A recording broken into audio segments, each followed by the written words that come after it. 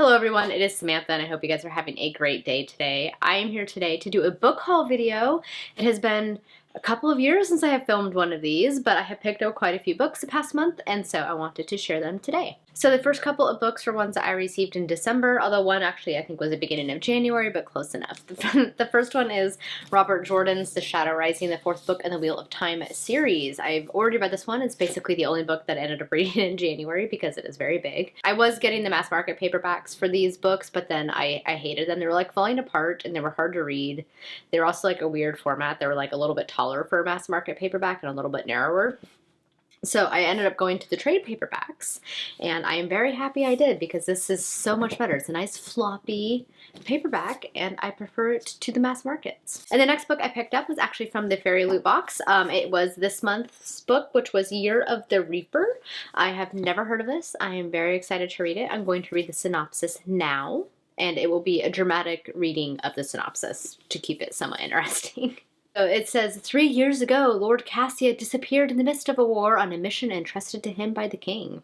Since then, a devastating plague has swept the land, leaving countless dead and the kingdom forever altered. Having survived a rotting prison cell and a merciless illness, Kaz, now 18, wants only to return to his home in the mountains and forget past horrors. But home is not what he remembers. His castle has become a refuge for the royal court, and they have brought their enemies with them.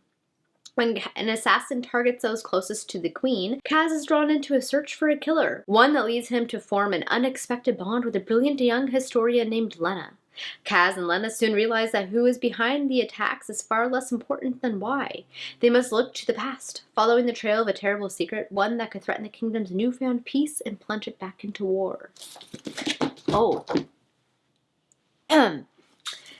Book's okay. No books were harmed in the making of this video. So I hadn't heard of this book. I'm intrigued by it. I also love this edition that came in the box. It has black pages and then the actual cover of the book looks very cool. You have that on the front, and then the dust jacket is also some book art. So I thought that was pretty cool. I'm also very excited to finally have a book box subscription. I've always wanted one, and it's been quite fun to see all the goodies that come in them. The next book is a new release. It was on my most anticipated reads of the year, and it was not great. I just DNF'd it halfway through. And that book was The Amber Crown by J.C. Bedford. So this seemed like it was going to be a really interesting political fantasy novel. It was not amazing. It was just like unnecessarily crude, and I don't know, I wasn't invested in anyone, and I just wasn't enjoying it, so I've DNF'd it. Which is unfortunate because the cover looks very cool.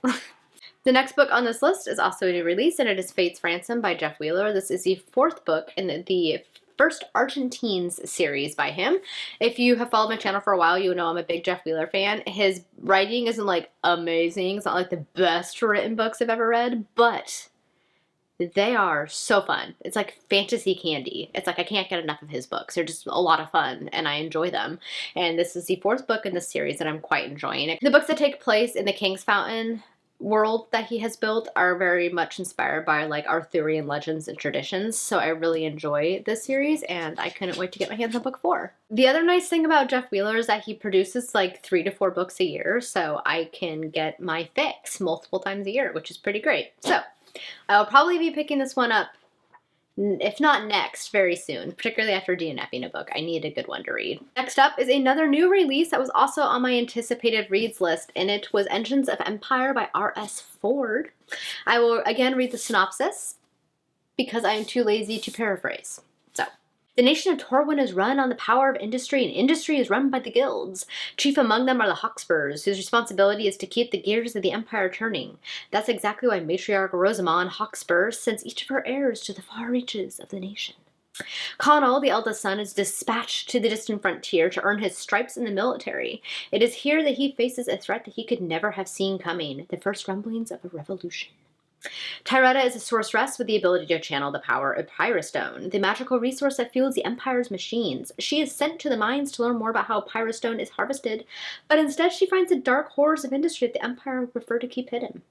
The youngest Fullerin is a talented artificer and finds himself acting as a guide to a mysterious foreign emissary. Soon after, he is framed for a crime he never committed, a crime that could start a war. So it sounds very epic. You don't see a novel that features 3 siblings very often, at least in the fantasy genre. So I am very much looking forward to this one, and hopefully it will end up being more satisfying than the Amber Crown, because that was not satisfying at all. The next book I picked up is actually one I think I'm going to be starting next, and it is part of a group of 12 books. I had 12 of my bookish friends choose 12 books I would read this year, and this was one of them, and I had never heard of it until it was recommended to me. And it is called Odin's Child by Siri Peterson. The synopsis of this book is as follows. When you don't belong in the world, nowhere is safe. Herka has always been an outsider. When she's summoned to Manfala for the right, she risks everything, discovering what she really is. But what choice does she have?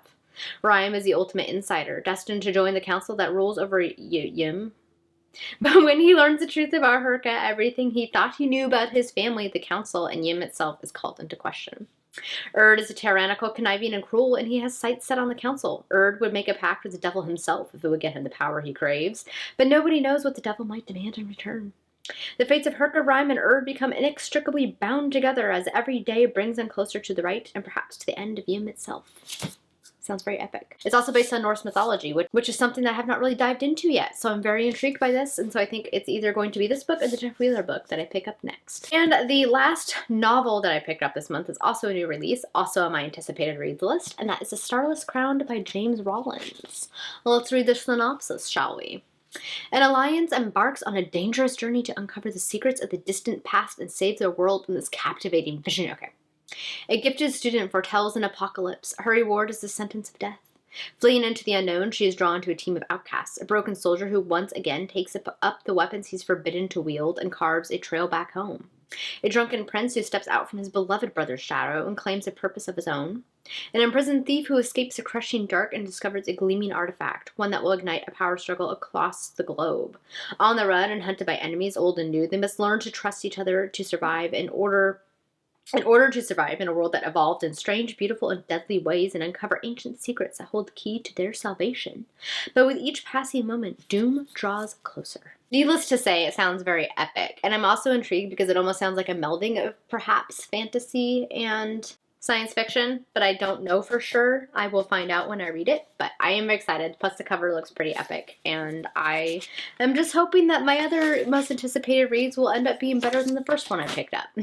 Okay, so the last 3 books are not novels, but I am, needless to say, very excited about them. If you followed my channel recently, you will know I recently picked up watercolor painting. I've really been enjoying it. It's just become kind of a new passion of mine. And so I wanted to get some watercolor books. I did some research. I found some that I'm very excited about, and I will share them now. The first one is Jeff Kersey's Pocket Book for Watercolor Artists, Over 100 Essential Tips to Improve Your Painting. I saw a lot of really good reviews for this. It already looks like it's going to be kind of an interesting read that will kind of give me some new skills and techniques that I can try and practice in my own painting. The next one is Watercolor for the Absolute Beginner by Matthew Palmer. He actually has a YouTube channel, and he does like a lot of tutorials and things that you can follow along to.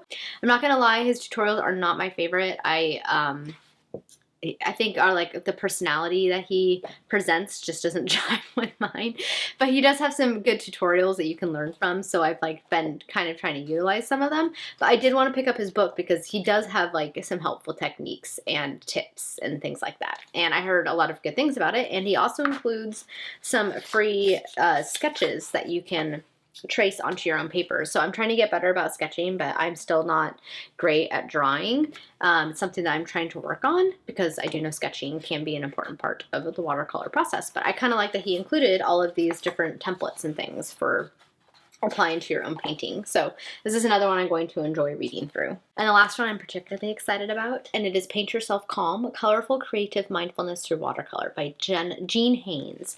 So mindfulness is a practice that I've been trying to implement a lot in my life anyway to kind of help combat my anxiety and things like that. And I really find watercolor quite soothing and relaxing for me, which I think is why I've taken to it so well. So this book just seemed to kind of embody a lot of the aspects of watercolor that I really enjoy. Plus her style is kind of more whimsical and abstract, which is kind of how I think my watercolor style is kind of evolving into. So I'm very much going to look forward to reading through this one. I think this might be the first one that I pick up to read through. So yeah. Alright guys, that is it for my January book haul. I would be curious to see if you read any of these or if you picked up a book this month. What was it? Because I'm always on the lookout for good recommendations. Thank you guys so much for watching. I hope you all have a wonderful day. Until next time, happy reading. Bye!